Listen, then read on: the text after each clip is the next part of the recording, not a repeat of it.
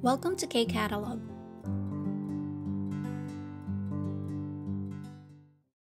KIIP Level 2 Unit 9 na tayo ng textbook. Sabi sa taas, 이 음식들을 먹어봤어요? 맛이 어때요? 이 음식들, itong mga food daw na ito, yung nakikita nyo dyan sa image natin. 먹어봤어요? Na-try na bang kainin?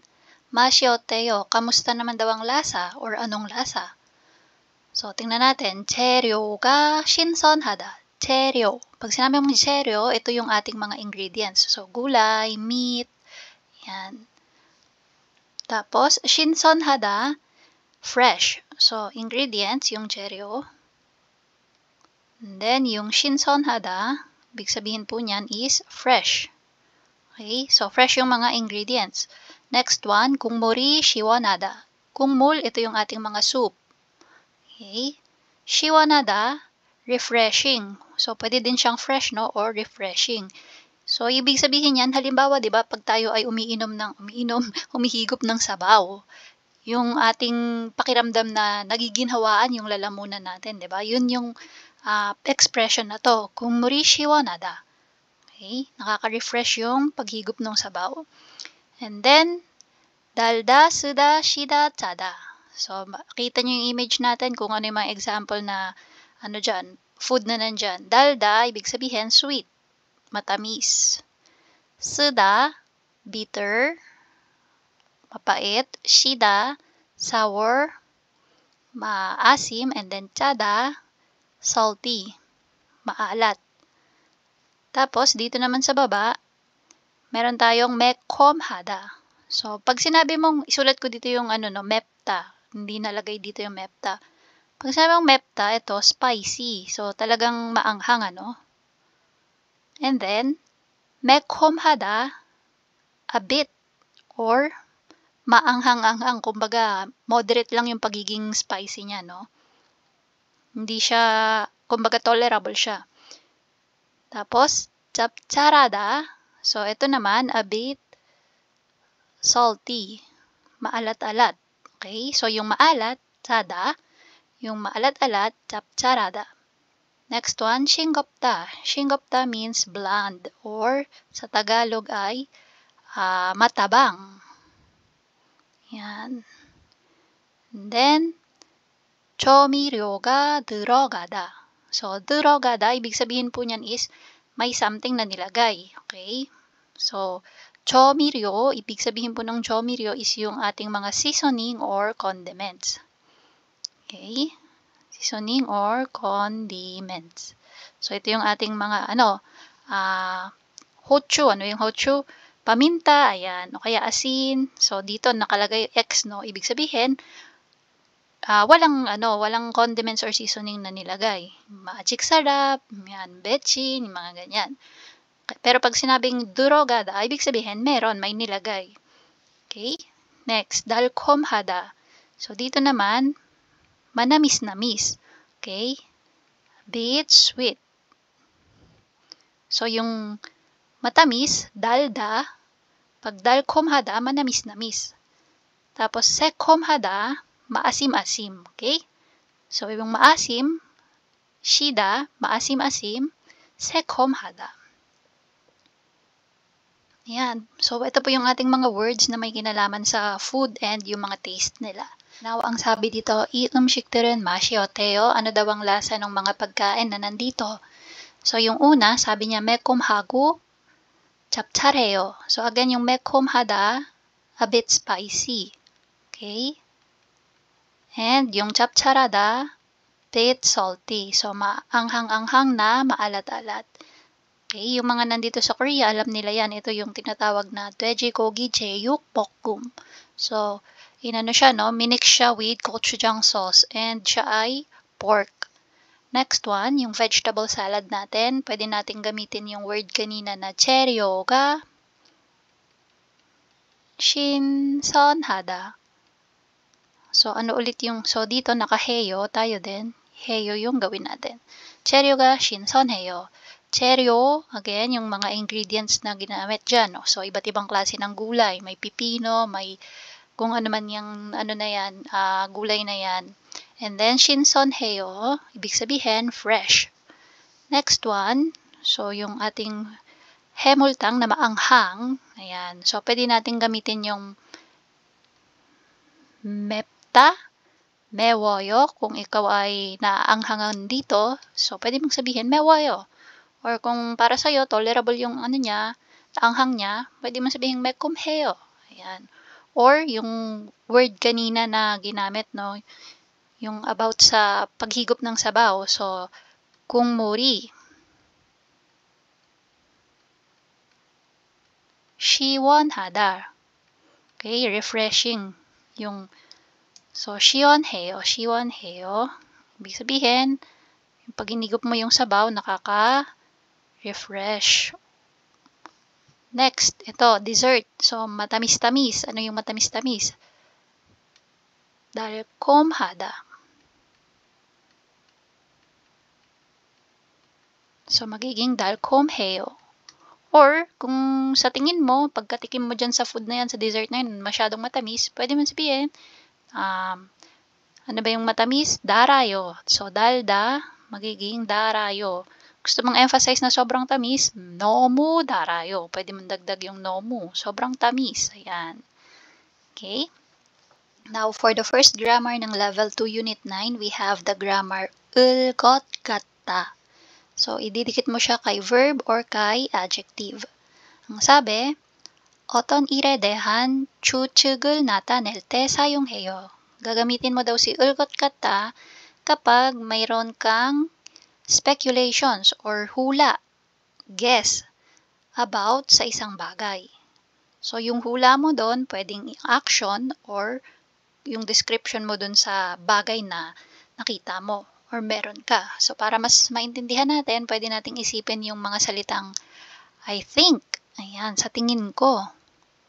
Or pwede ding it seems, okay? Seems like, okay? Ano pa, sa Tagalog, mukhang.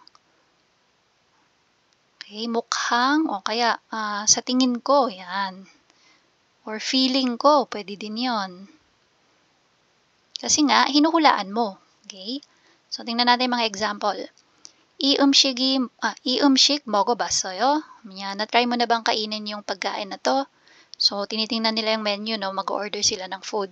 And based dito, meron tayong 5 sili dyan. So, ibig sabihin, malamang, maanghang talaga yan. Kaya ang sagot ni Jason, 아니요, 그런데 아주 매울 것 같아요.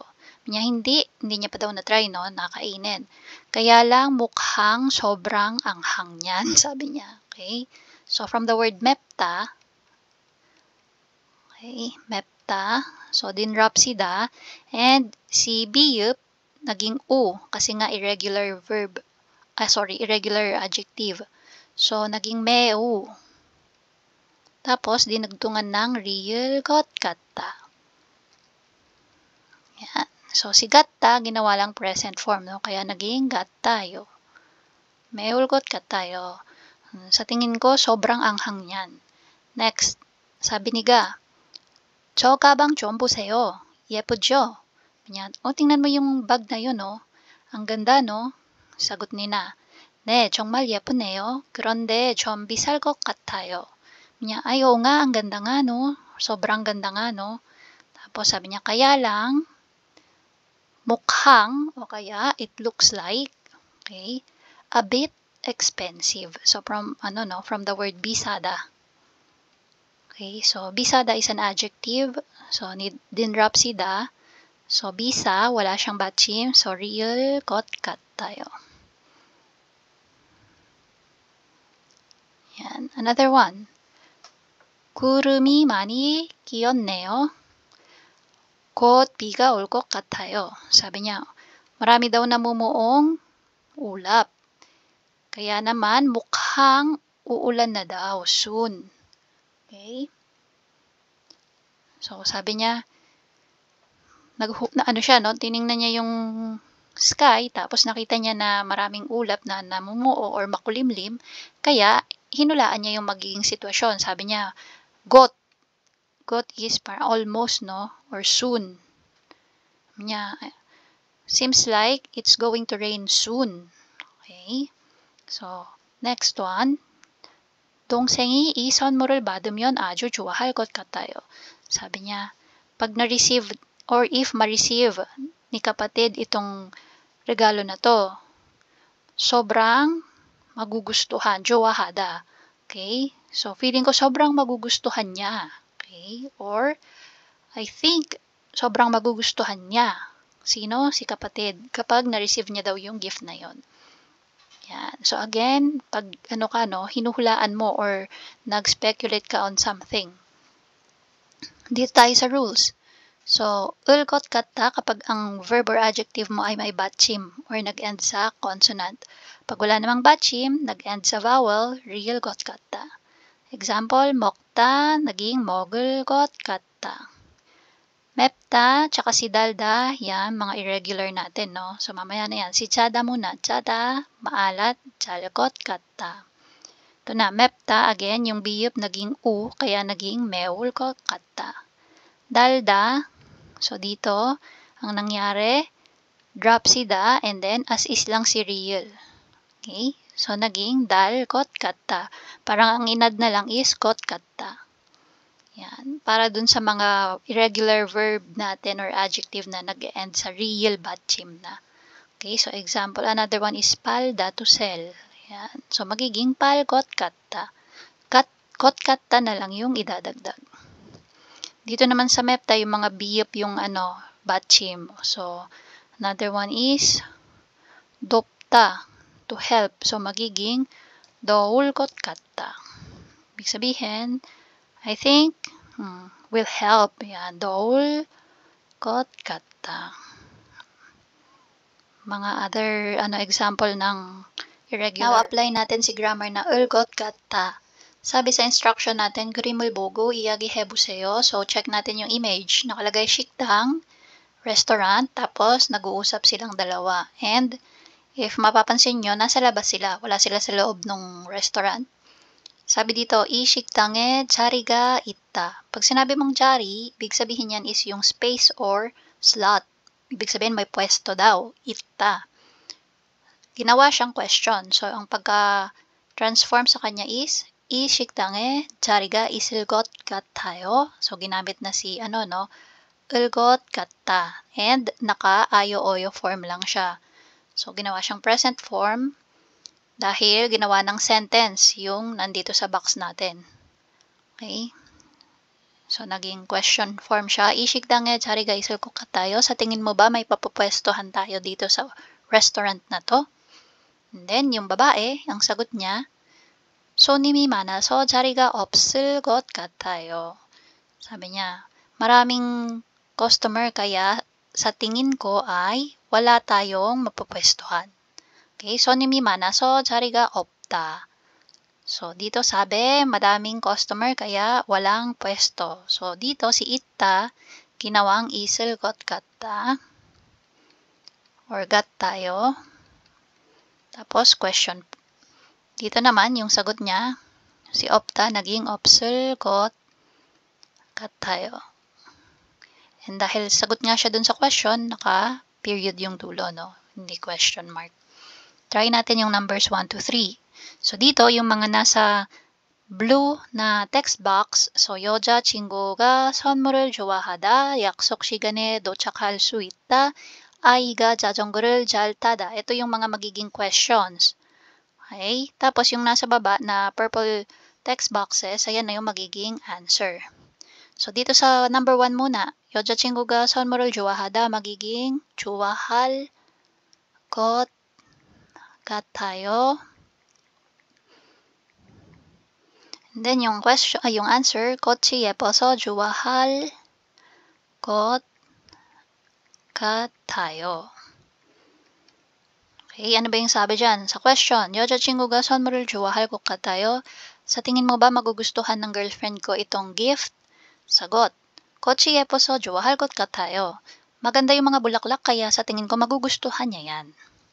Dito naman sa number 2, 약속 시간에 도착할 수 있을 것 같아요. Tapos, question mark. And then, sagot, 길이 막혀서 좀 늦다, magiging 늦을 것. Yusin natin. So, drop yung mga da, no? And then, 늦을 것 같아요.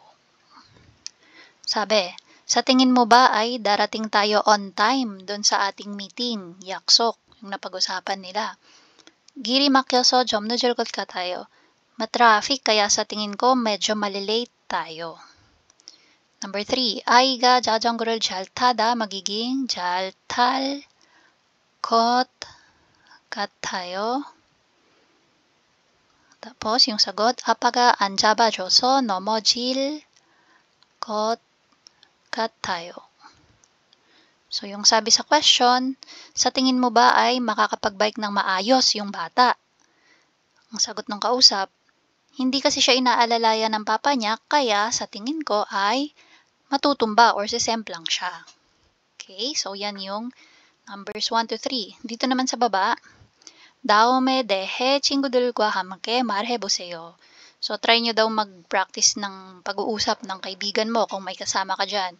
Tapos, ang gagawin nyo is itong mga topic na to. 내일 날씨, weather for tomorrow, 3단계 수업, level 3 class, and then yung nahuhuli is 1년 후의 모습. So, it's like saying after a year. Tapos, yung mosup dyan, ibig sabihin, yung itsura or status. So, kung halimbawa ang pinag-uusapan nyo is yung itsura ng lugar nyo, after 1 year, ano na yung, itsura? Okay? Or status, kung may pinapagawa dun sa lugar na yon. Kung halimbawa naman tao yung pinag-uusapan, pwedeng physical appearance, o kaya yung about sa health niya, after a year, kamusta na? Okay? So, try natin. Dito sa 내일 날씨, yan yung ginamit nila sa example, no? 내일 날씨가 어떨 것 같아요? Ano kaya ang sa tingin mong weather tomorrow? Okay? Ano kaya sa tingin mong panahon bukas? Sagot ng kausap, 내일은 비가 올 것 같아요. Sa tingin ko, bukas ay uulan. Yan. So, try naman natin yung 3단계 수업. Gamitin natin ibang kulay. Yan. So, for 3단계 수업, yung question natin, 3단계 수업은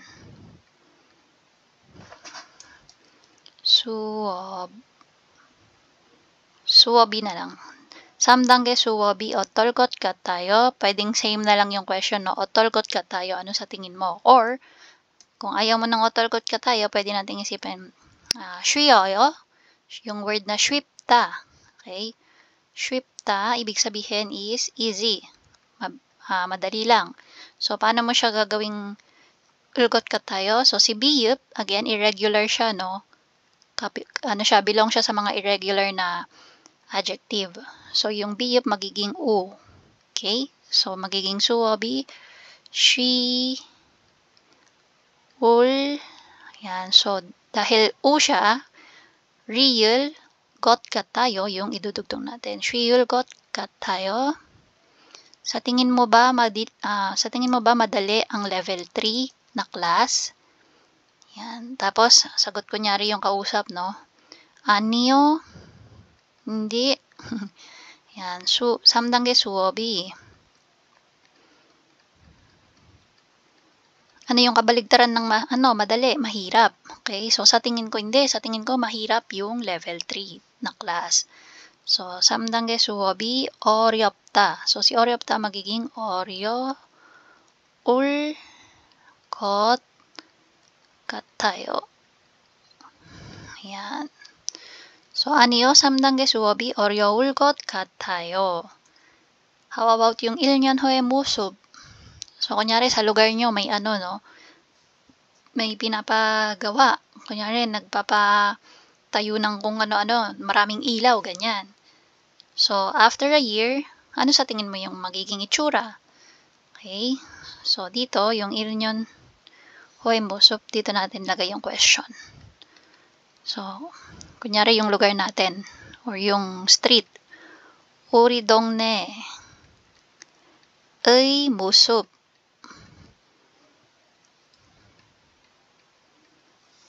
Yan. Dugtong muna natin pala yung 1년 후 sa unahan. So, 1년 후에, dito na lang, 1년 후, yan. 1년 후, 우리 동네 모습. Ayan. Ganyan po yung magiging question natin, no? So, 1년 후, 우리 동네 모습은, 어떨 것 같아요? Ayan. So, dito gamitin natin yung 어떨 것 같다. Ano kaya? Ayan. Ano sa tingin mo? 어떨 것 같아요? Ano sa tingin mo ang magiging itsura na ng lugar natin after a year? Yan yung question. And then, yung magiging sagot.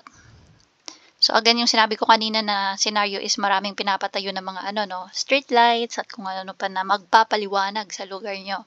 So, pwede mo sabihin, sa tingin ko, after a year is mas magiging maliwanag na siya compared sa ngayon. So, compared to, compared now, so 지금보다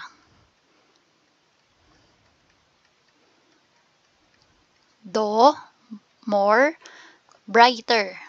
Okay? So, bright is 밝다. 밝다. So, yung da, tatanggalin na natin. Yan. Originally, yung bright, ayan, is 밝다. And dahil nilagyan natin ng do, magiging brighter na siya. So, si 밝다, dito natin idudugtong si 을것 같다. Para maging sa tingin ko, or I think, or seems like, compared now, it will be more, or it will be brighter. 밝을 것 같아요. Yan. So, yan po yung ating mga possible na Q&A para sa mga topics na to. Okay? And that's it. If you find this video helpful, please hit the like, share, and subscribe button. So I still hope to see you in the upcoming videos, and again, thanks for watching.